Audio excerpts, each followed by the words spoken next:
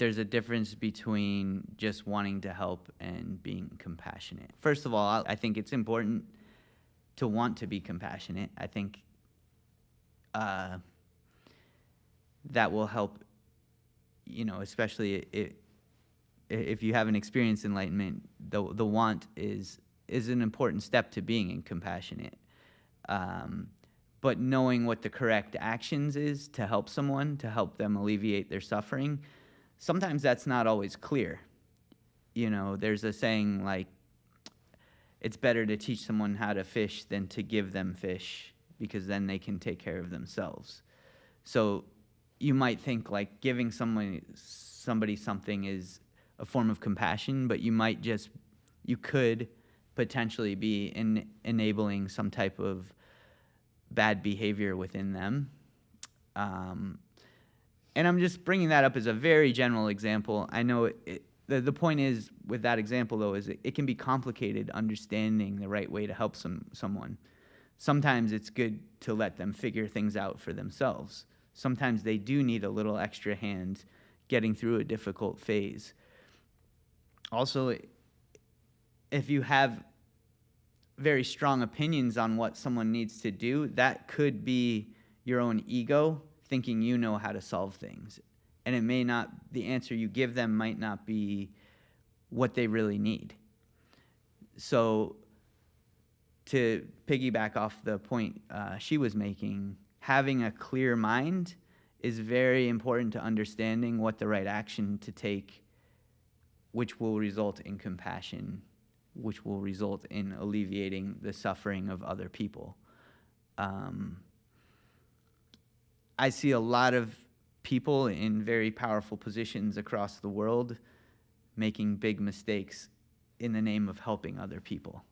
Oftentimes even like starting wars and things like that. And that doesn't seem, if you really have a clear mind, you can see like starting a war to help people is not alleviating the suffering of the world, right? So that's just a very extreme example, but in our own personal lives, I think we all could benefit from clearing our minds in order to understand how to take the right actions in every moment.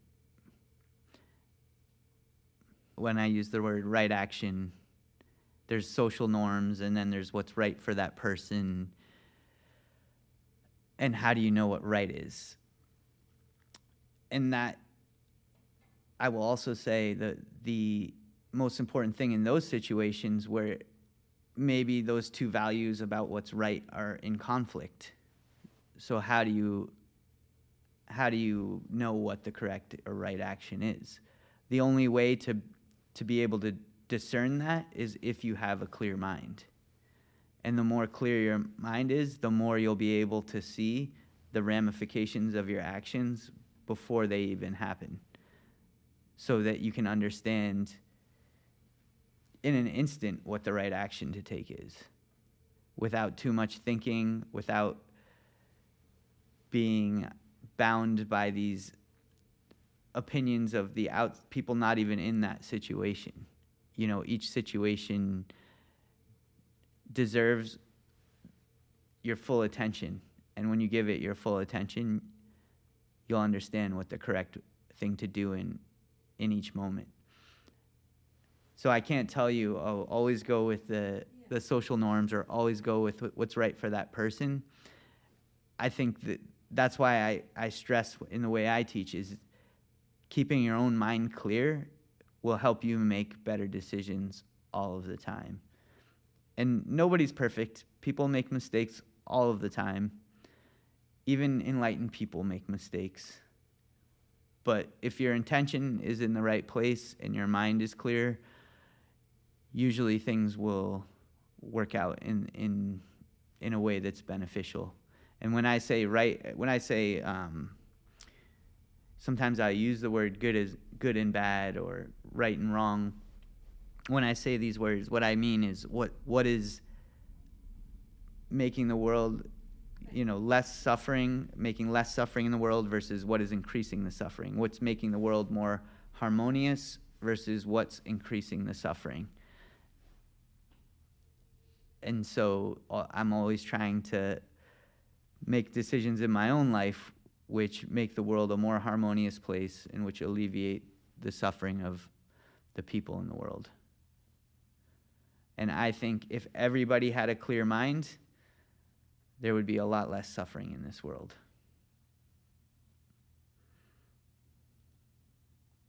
And so that's primarily what I'm teaching people, is to learn how to clear your own mind. Then you make better decisions, I make better decisions. And if everybody learns how to do that, we'll stop causing unnecessary suffering. Because some degree of suffering is inevitable. There's always going to be sickness. There's always going to be people we love who are passing away. So why add to the suffering? Just let's help each other get through all of that.